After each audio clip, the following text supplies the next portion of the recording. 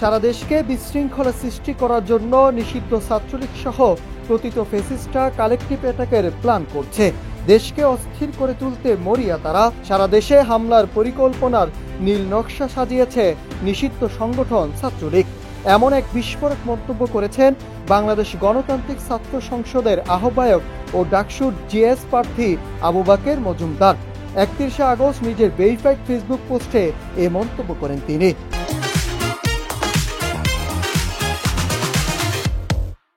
আবু বাকের মজুমদার তার পোস্টে লিখেন, সারা দেশকে বিশৃঙ্খলা করার জন্য নিষিদ্ধ ছাত্রলীগ সহ পতিত ফ্যাসিস্টরা কালেকটিভ অ্যাটাকের প্ল্যান করছে।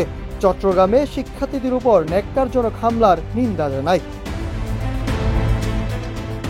তিনি আরো বলেন, বাংলাদেশ গণতান্ত্রিক ছাত্র সংসদের সিনিয়র যুগ্ম সদস্য সচিব আল মাসনুন সহ অনেকেই গুরুতর আহত হয়েছে। গণঅভ্যুত্থানে ছাত্রদের উপর এমন নৃশংস হামলার প্রতিরোধে সর্বদা প্রস্তুত আছি। এদিকে চট্টগ্রাম বিশ্ববিদ্যালয় এলাকায় শিক্ষার্থীদের উপর হামলায় কার্যক্রম নিষিদ্ধ থাকা দল আওয়ামী লীগ ও নিষিদ্ধ সংগঠন ছাত্রলীগ অংশ নিয়েছে বলে অভিযোগ করেছে চট্টগ্রাম বিশ্ববিদ্যালয়ের প্রশাসন। Nahid Asad, news desk, Ittefaq.